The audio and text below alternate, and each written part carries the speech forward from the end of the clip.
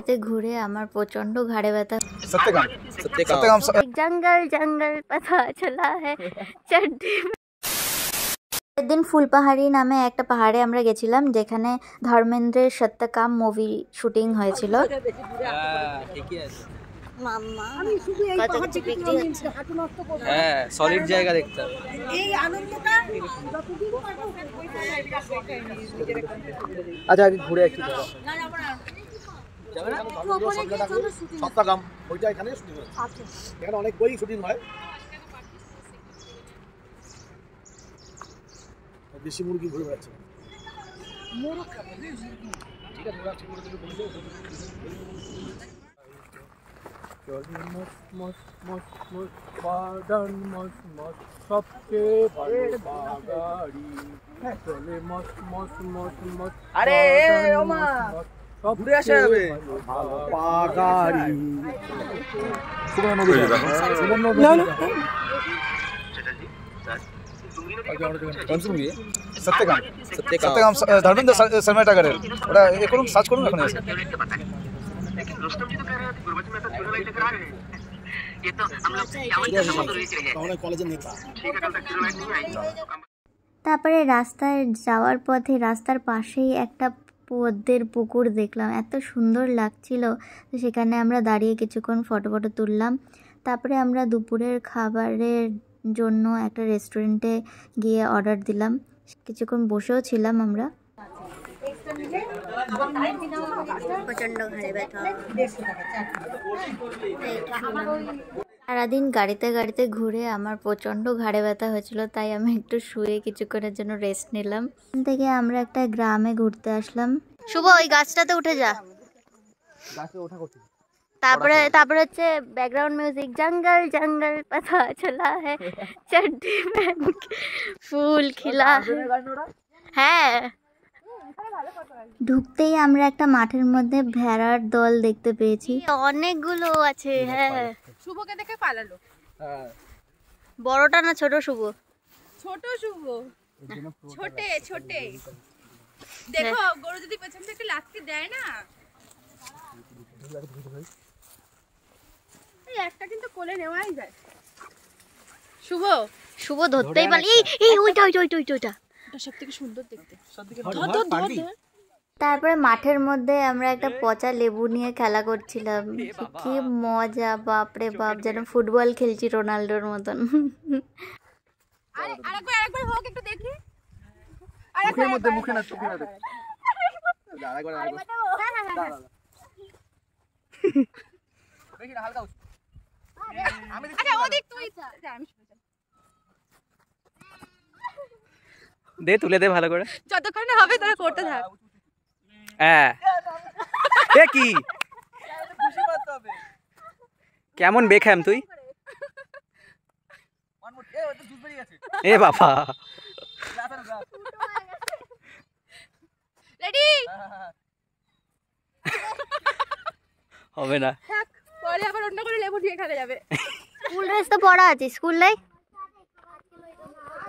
ও হ্যাঁ আছে তো, রবিবার। তাহলে স্কুল ড্রেস পরেছো কেন? স্কুল ড্রেস তো নোংরা হয়ে যাবে তো, অন্য আছে আরো। বাড়ি কোথায়?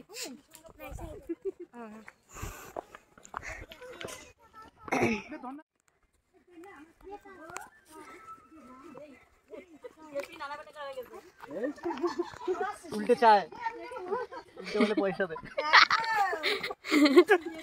ও ভাই এই এই এই এই মুখস্থ কি মুখস্থ? পয়সা দাও।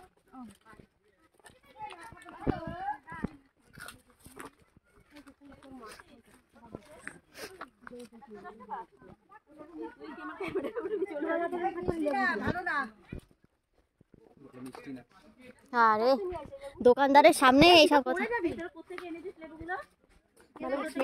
স্মেল আছে। হ্যাঁ, বাগানে বাগান থেকে বাজার থেকে কিনে এনেছিস? ও লেবু বাজার থেকে কিনেছিস?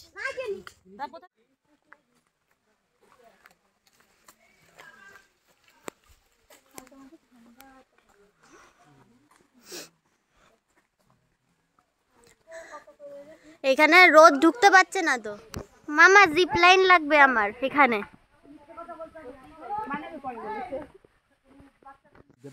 ছোটখাটো মন্দির। এ শুভ ঢুকে যা ভেতরে।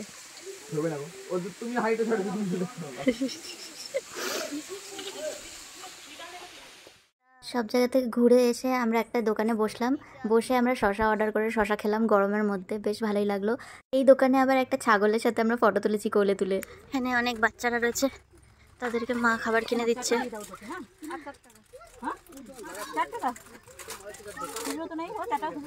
হ্যাঁ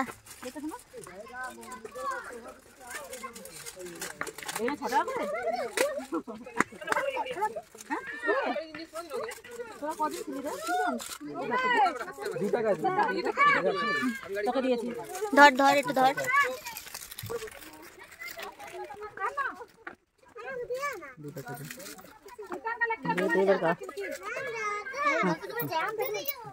এই নাও গো, চলো চলো।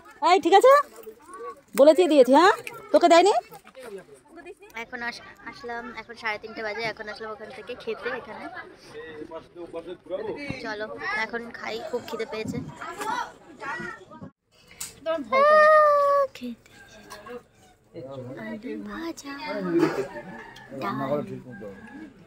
আর দেশি চিকেন। রেস্টুরেন্টের পাশেই একটা লেক ছিল, তো আমরা এখানে দেখতে এসেছি, ফটো তুলতে এসেছি। লেকটা কত বড়। ওই আমরা আসলাম সানসেট দেখতে, অলরেডি সানসেট হয়ে গেছিল, তারপরে আমরা পৌঁছেছি।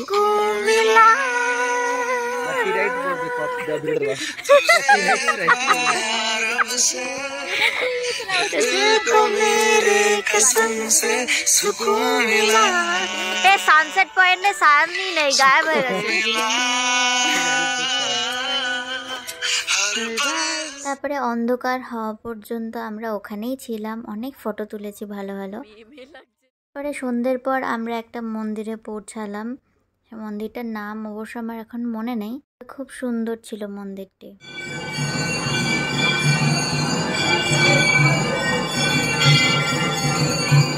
পাশেই ছিল আরেকটি মন্দির, পুরো একদম রথের মতো দেখতে, সামনে 7টা ঘোড়া ছিল, তার সাইডে এই লেক।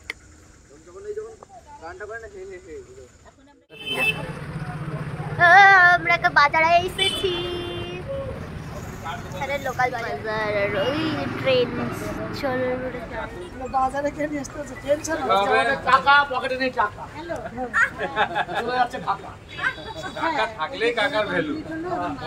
তারপরে আমরা আশেপাশের মলে কিছুক্ষণ ঘুরলাম, অনেক প্রচুর জিনিসপত্র দেখলাম, নতুনত্ব দেখেছি অনেক, তবে কিছু কিনিনি। ও মাই গড, এই পাফার, ও মা পাফার গুলো প্রিন্টেড পাফার।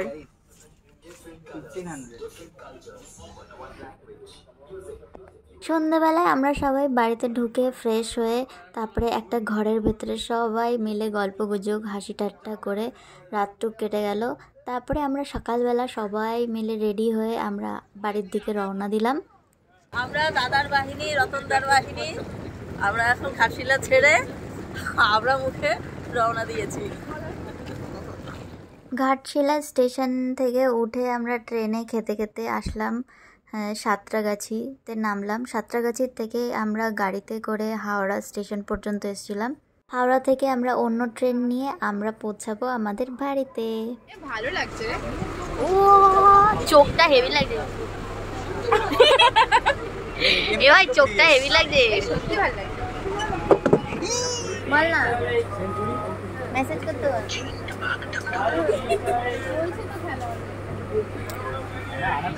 হ্যাঁ হ্যাঁ বাবা, টাটা। তো আমরা বাড়ি চলে আসলাম। তো আজকের ব্লগ এই পর্যন্তই, দেখা হচ্ছে তোমাদের সাথে পরের ভিডিওতে। টাটা।